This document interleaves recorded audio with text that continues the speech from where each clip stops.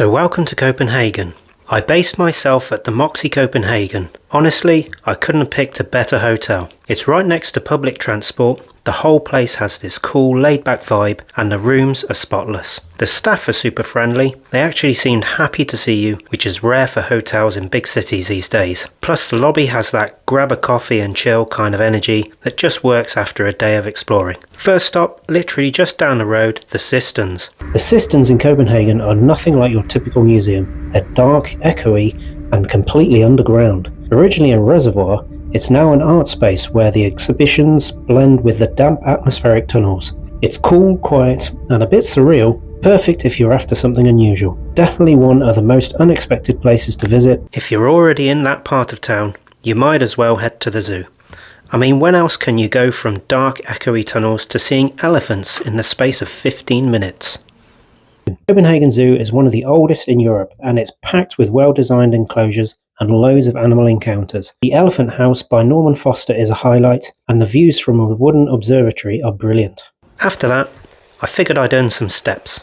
Time to head into the city centre. Copenhagen's public transport makes it ridiculously easy. Honestly, I think I spent more time choosing which pastry to get than actually travelling there. The botanical gardens are such a nice reset. Peaceful, green, and full of little winding paths that make you feel like you've stumbled into your own secret park. And you can easily spend an hour or two just wandering. The gardens are huge, beautifully kept, and full of plant life from all over the world. Every path leads to something different, from winding fern trails to open lawns lined with flowers. Now, one of the biggest highlights is the Palm House.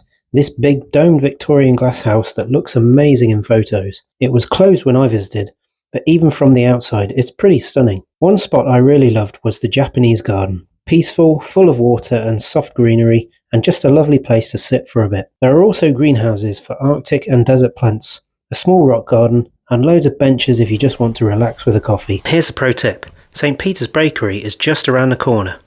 It's the oldest bakery in Copenhagen, and their pastries taste like they've been perfecting them for centuries.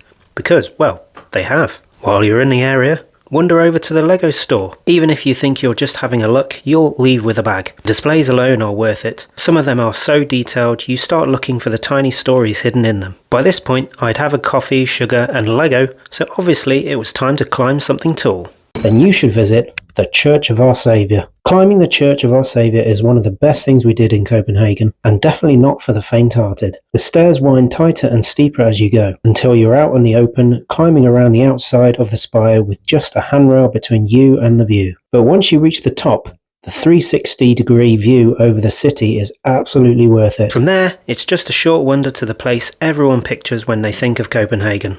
Nyhavn. Nyhavn's the postcard-perfect bit of Copenhagen. Colourful houses, buzzing cafes, and a bit of maritime history all rolled into one. It used to be a rough sailors' district, but now it's where most boat tours start. The views from the water are brilliant. You pass under bridges, spot the Opera House, the Little Mermaid, and loads of hidden corners along the canals. On my way back, I swung past Tivoli Gardens, which is charming even if you don't go inside. Right nearby is another Lego store. Smaller, but still full of things you'll want to touch even though you know you shouldn't. I showed restraint, sort of. And that was my Copenhagen trip in a nutshell. Underground art, world-class zoos, leafy gardens, climbs that test your nerve, and harbours straight out of a postcard. Plus a few too many pastries. No regrets. Having the Moxie as a base made the whole thing so easy. Comfy bed, friendly faces, and a quick ride to everywhere worth seeing. If you've been thinking about visiting, just go, you'll thank yourself later.